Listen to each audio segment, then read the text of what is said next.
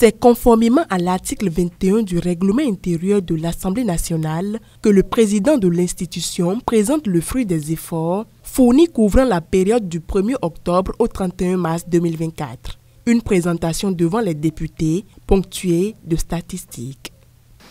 En ce qui concerne les activités parlementaires au cours de la période sous revue, les membres du bureau se sont réunis 5 fois avec un taux moyen de participation de 91,41% et les membres de la conférence des présidents se sont réunis 4 fois avec un taux moyen de participation de 90% par réunion.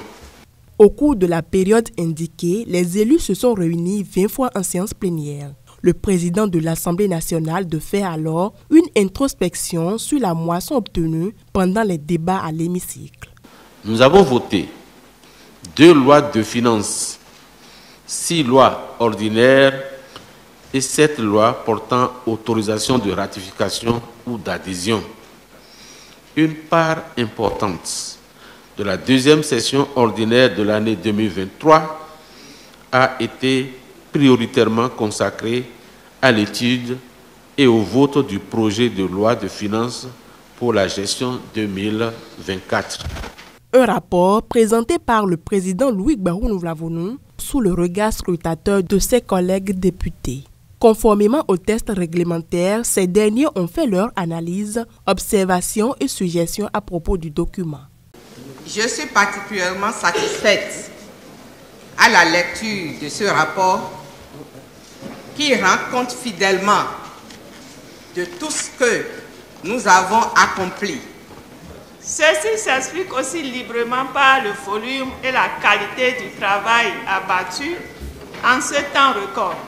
Parce qu'il nous permet très clairement de nous évaluer nous-mêmes dans le travail qui nous réunit ici.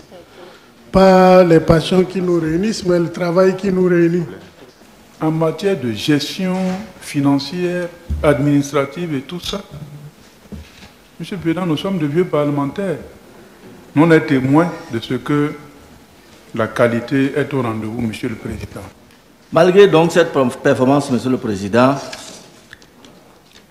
notre cher pays, le Bénin, depuis quelque temps, traverse une situation sociopolitique délétère.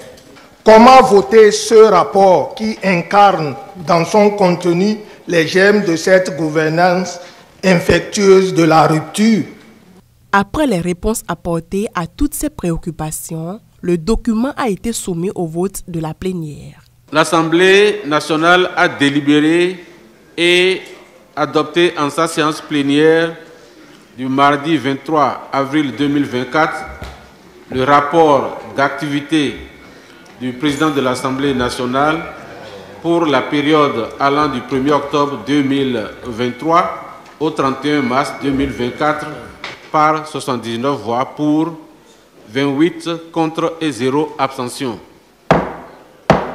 Cette séance plénière, qui intervient une semaine après l'ouverture de la première session ordinaire de l'année 2024, marque aussi un nouveau voyage législatif de la 9e législature avec au cœur beaucoup de défis.